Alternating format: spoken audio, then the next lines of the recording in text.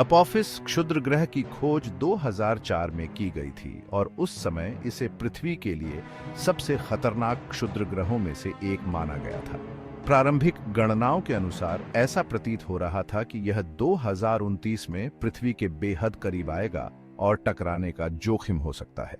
हालांकि बाद के रडार अवलोकनों और सटीक कक्षा निर्धारण ने यह स्पष्ट कर दिया कि 2029 में टकराने का कोई जोखिम नहीं है और 2036 में भी संभावित टकराव का खतरा खारिज कर दिया गया। मार्च 2021 तक खगोलविदों द्वारा किए गए विश्लेषण और अवलोकनों ने पुष्टि की कि 2068 में टकराने की जो मामूली संभावना थी वह भी अब बहुत कम है। वर्तमान में अगले 100 वर्षों तक अपोफिस से पृथ्वी को कोई प्रभाव का खतरा नहीं है।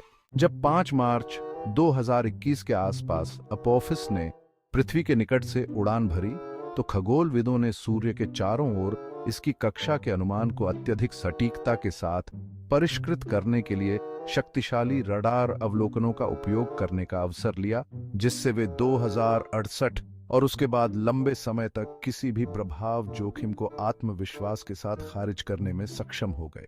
नासा के centre for near earth object studies CNEOS के डेविड फर्नोचिया ने कहा, 2068 में होने वाला प्रभाव अब संभव नहीं है और हमारी गणना कम से कम अगले 100 वर्षों तक किसी भी प्रभाव जोखिम को नहीं दिखाती है, जिसे दक्षिणी कैलिफोर्निया में नासा की जेट प्रोपल्शन प्रयोगशाला द्वारा प्रबंधित किया जाता है। हाल ही में किए गए ऑप्टिकल अवलोकनों और अतिरिक्त रडार अवलोकनों के समर्थन से 2029 तक अपोफिस की कक्षा में अनिश्चितता सैकड़ों किलोमीटर से घटकर सिर्फ कुछ किलोमीटर रह गई। 2029 में इसकी स्थिति के बारे में ये बहुत बेहतर जानकारी इसके भविष्य की गति के बारे में अधिक निश्चितता प्रदान करती है। इसलिए अब हम अपोफिस को जोखिम सूची से हटा सकते हैं। फर्नोचिया सेंट्री इम्पैक्ट रिस्क टेबल का जिक्र कर रहे थे। CNEOS द्वारा बनाए गए इस टेबल में उन कुछ क्षुद्र ग्रहों पर नजर रखी जाती है जिनकी कक्षाएं उन्हें पृथ्वी के इतने करीब ले जाती हैं कि उनसे टकराने की संभावना से इनकार नहीं किया जा सकता। हाल के निष्कर्षों के साथ जोखिम तालिका में अब अपोफिस शामिल नहीं है। लंबी अवधि के खतरे के आकलन में सुधार करने के लिए पृथ्वी के निकट स्थित प्रत्येक वस्तु की कक्षा को चिह्नित करने में मदद करने के लिए ऑन ऑप्टिकल टेलीस्कोप और ग्राउंड आधारित रडार पर भरोसा करते हुए CNEOS नासा के ग्रह रक्षा समन्वय कार्यालय के समर्थन में उच्च सटीक कक्षाओं की गणना करता है। 2021 में अपोफिस की गणना करने के लिए खगोलविदों ने कैलिफोर्निया के बारस्टो के पास डीप स्पेस नेटवर्क के Goldstone deep space communications complex में 70 मीटर 230 फीट के रेडियो एंटीना का इस्तेमाल किया ताकि अपोफिस की गति को ठीक से ट्रैक किया जा सके। हालांकि अपोफिस ने हाल ही में पृथ्वी के बहुत करीब से संपर्क किया था, फिर भी यह लगभग 10.6 मिलियन मील 17 मिलियन किलोमीटर दूर था।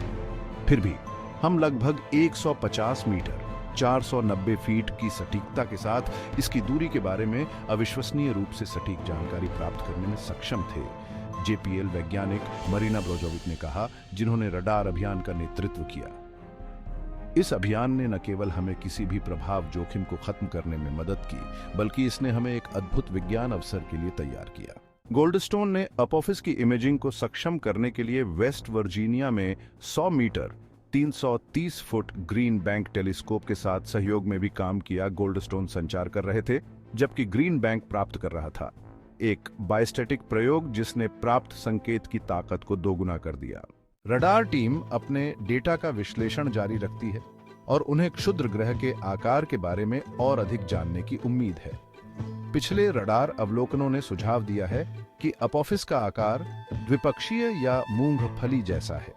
यह 660 फीट 200 मीटर व्यास से बड़े पृथ्वी के निकट क्षुद्र ग्रहों में अपेक्षाकृत सामान्य आकार है। कम से कम 6 में से 1 में 2 लोब होते हैं। खगोलविद क्षुद्र ग्रह की घूर्णन दर और जिस अक्ष पर यह घूमता है, जिसे इसकी घूर्णन अवस्था के रूप में जाना जाता है, के बारे में बेहतर समझ विकसित करने के लिए भी काम कर रहे हैं।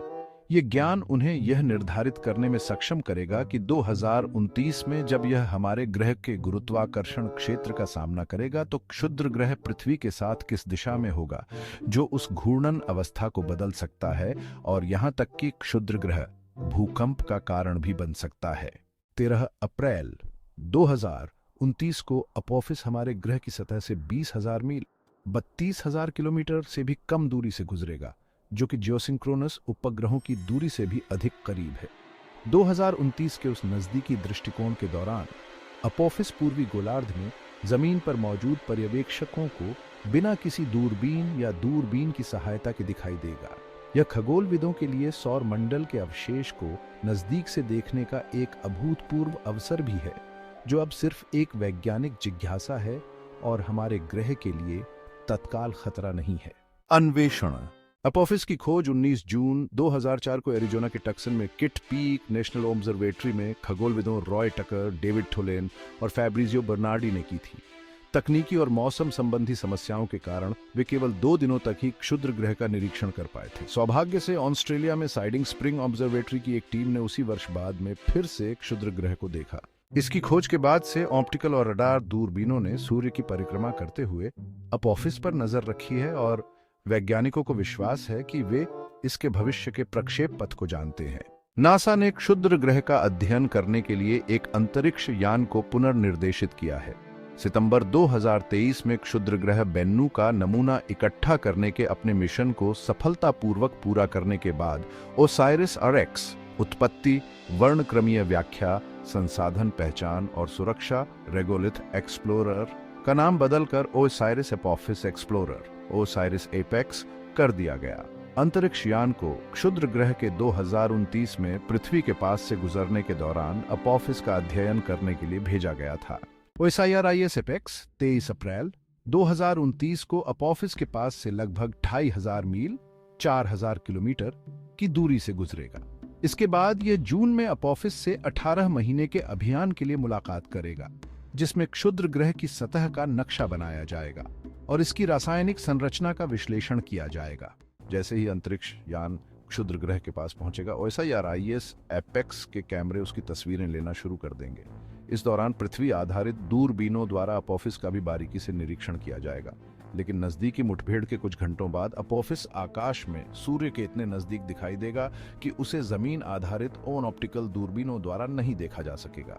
इसका मतलब है कि पृथ्वी के साथ नजदीकी मुठभेड़ से होने वाले किसी भी बदलाव को अंतरिक्ष यान द्वारा सबसे अच्छी तरह से पहचाना जा सकेगा।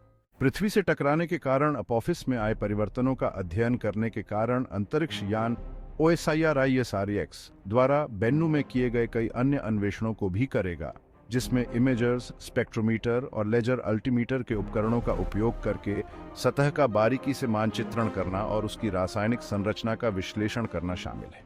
एक बार फिर ओसाइरिस एपेक्स ओसाइरिस आरएक्स के सबसे प्रभावशाली कार्यों में से एक को दोहराएगा, जो क्षुद्र ग्रह की सतह से 16 फीट की दूरी पर होगा और अपने थ्रस्टर्स को नीचे की ओर फायर करेगा। यह पैंतरेबाजी सतह की चट्टानों और धूल को हिलाएगी ताकि वैज्ञानिकों को नीचे मौजूद सामग्री पर एक नजर डालने का मौका मिले। बेन्नू के विपरीत अंतरिक्ष यान अपोफिस से कोई नमूना एकत्र नहीं करेगा। आकार और दूरी, कक्षा और घूर्णन, गठन, सतह। अपोफिस को यह नाम कैसे